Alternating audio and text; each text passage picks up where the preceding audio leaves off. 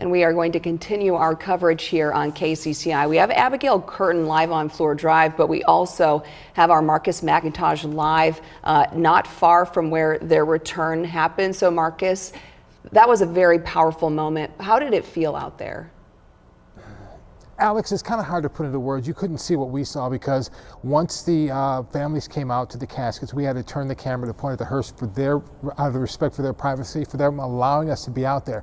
But you could hear sobs. You could see the emotion with the families touching the caskets, and it's something you could really feel that they were going through. And for them to allow us to be a part of this with them it means a lot. But it's really hard to put into words just how impactful, how emotional, and how gut-wrenching it was to watch the families slowly walk to those caskets, to watch the families touch the caskets, to hear the sobs from some of the family members and the tears in their eyes.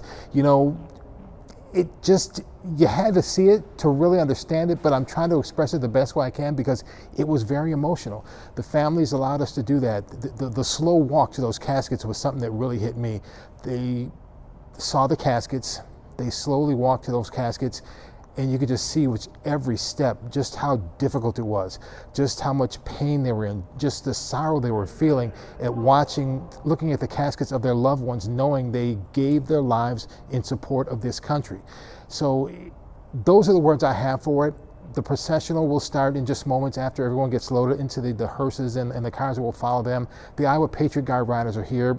They're always in support of fallen soldiers and people who've been in support of the country, so they're going to be along with that procession. So they probably won't get to where Abigail Curtin is for maybe 10, 15 minutes, if I had to guess.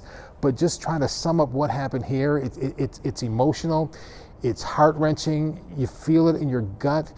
You are not the family members, but you can almost feel exactly what they're feeling at a moment like this, to have them come home from losing their lives defending the country overseas. It's just an impactful thing, and it's something, you know, I'm never going to forget, because just to look on the families' faces and to have our elected leaders, you know, Zach Nunn, Joni Ernst, and Governor Reynolds here saluting the whole time, I think that meant something to the families as well, because I saw one or two kind of glance over at them. I don't know if anything was exchanged, any smiles or anything were exchanged, but you do know that they saw the elected officials, statewide officials from here in Iowa, and I don't know if that gave them comfort. I hope it did, but we kind of have to honor the fact that they let us be a part of this with them.